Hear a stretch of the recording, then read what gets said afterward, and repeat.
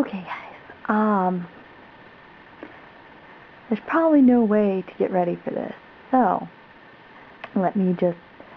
It's probably out of focus right now, but trust me, it's better now. Minute. Right. So, quick service food and beverage.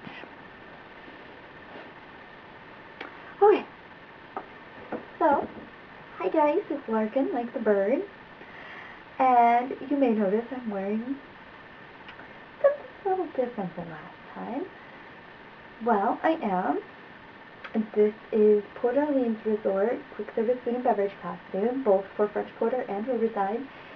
The difference being, of course, that French Quarter has pretty colored lines, and Riverside is this weird stripy plaid. Why? Don't know. There's some little hat too. Right? That's exciting. Not nearly as exciting as the fact that on top of all these ruffles, this here would be my button-on collar. Let me tell you. Why? I guess that's not telling. Let me ask you. Why? Why a button-on collar? No one knows. But it's okay. I've learned to deal. Anyway, so welcome to Quick Service Food and Beverage. One of the more important jobs at Disney World again, because what else does everybody there do? They eat. And if you're staying at a hotel, quick service is so busy. It's going to be the way to go.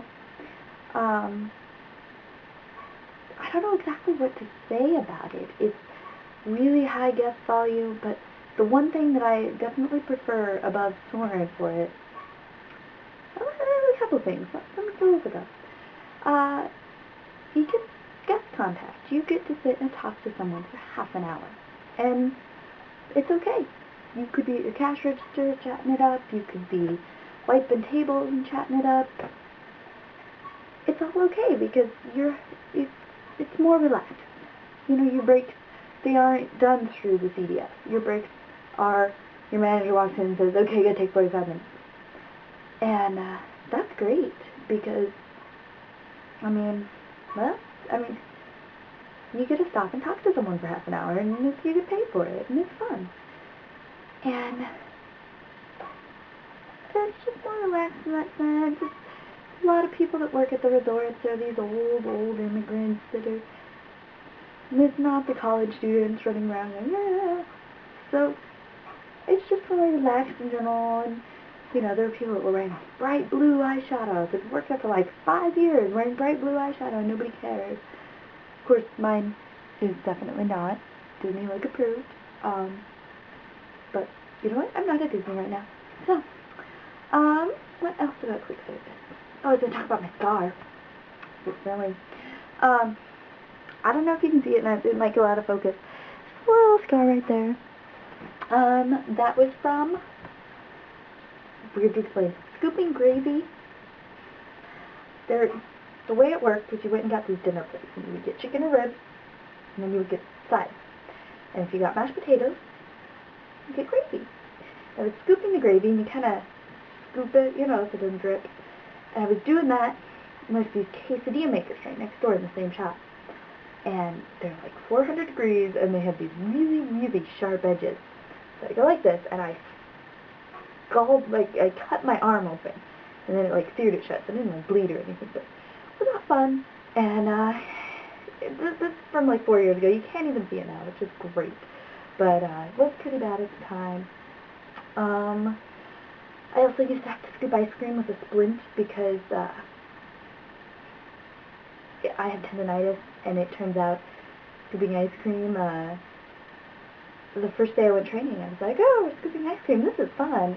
And and then the next day I could not move my hand, and it was just, it was stuff like this. And Disney didn't care because I didn't tell them before I started.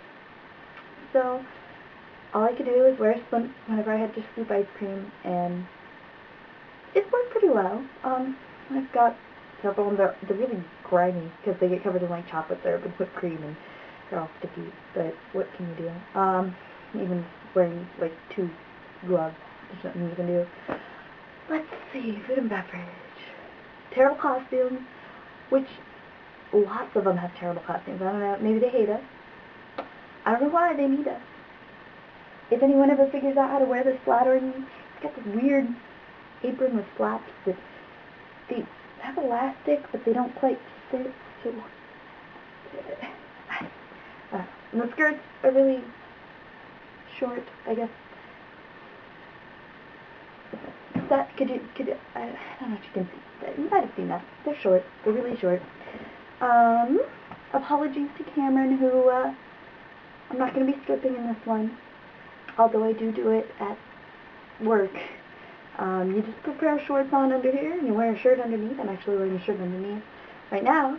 And so when you go to buy your lunch, because you're not supposed to buy your lunch in your costume, kind of Superman style, you just drop your skirt, pop open your shirt, and go buy your lunch. And it's really nice. Again, I don't think that's how the parks work.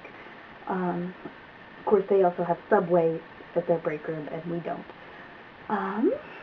We also get 20% off on food at the resort. And that's nice. Let's see. I've worked at Port Orleans since 2004. I used to have much better costumes. And nobody ever thought that at the time, but now they know. In fact, these supposedly won some sort of costume, or I suppose uniform design contest or something. I think they're terrible. I won't lie. And let's see. I worked during 2004 when all 3 hurricanes hit. Charlie, Francis, and Jean. Really, really intense. Food service is often really, really intense. I don't know. Sometimes it's like Hell's Kitchen in there. And, of course, I'm usually the one shouting. Me. And, the hurricanes, they're exciting. The management probably an issue. Is that my timer? No. I set a timer so I don't go over.